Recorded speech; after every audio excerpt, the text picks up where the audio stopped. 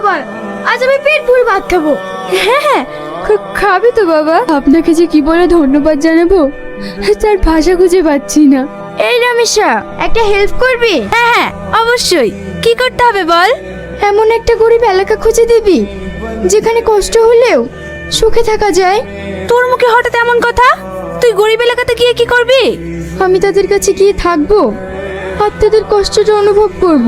আব্বা, আমি আর রামেশা কিছুদিনের জন্য গ্রামে মাসির বাড়ি বেড়াতে যাচ্ছি। দেখ সালমা, তোকে একা গ্রামে যেতে হবে না। আরে তুমি বারণ করছো কেন? যখন চাইছে যাক না, ঘুরে আসুক। আচ্ছা দিদিমা, এখানে একটু থাকার জায়গা পাওয়া যাবে? কে মা তুই? আমি মা বাবা হারা এক অভাগী কন্যা। বাবা খেটে খেত, কিন্তু তারা দুজনেই অসুখে মারা গেছে। অসুখ সারাবার কোনো টাকা ছিল না, তাই আজ আমি একা। কোথায় যাব, কি করব ভেবেই পাচ্ছিলাম না।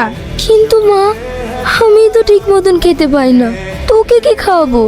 সে তুমি চিন্তা করো না দিদিমা, উপরওয়ালা আছে, খাবার ঠিকই জুটে যাবে।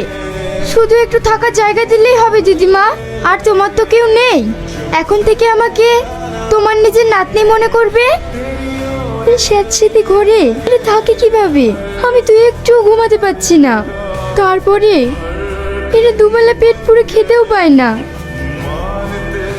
মা, ঘুমাচ্ছিস? ডাক্তার এসেছে, ওর। তুমি বাইরে বসো, আমি দেখছি। আরে পাগলি, আমি তো বাইরেই থাকছি। আর ডাক্তার বাবু খুব ভালো মানুষ।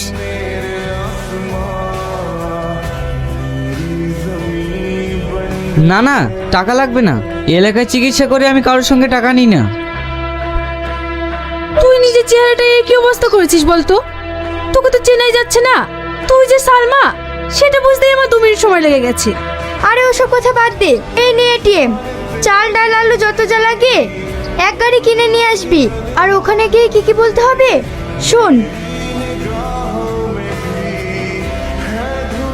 তুই এসব কোথায় পেলি? কোথায় আবার, শহরে গিয়ে আমি একটা কাজ জোগাড় করেছি। আমার কাছে খুশি হয়ে ওরা এসব দিল। এই নাও, এর ভিতরে একটা তোমার জন্য নতুন শাড়ি আছে।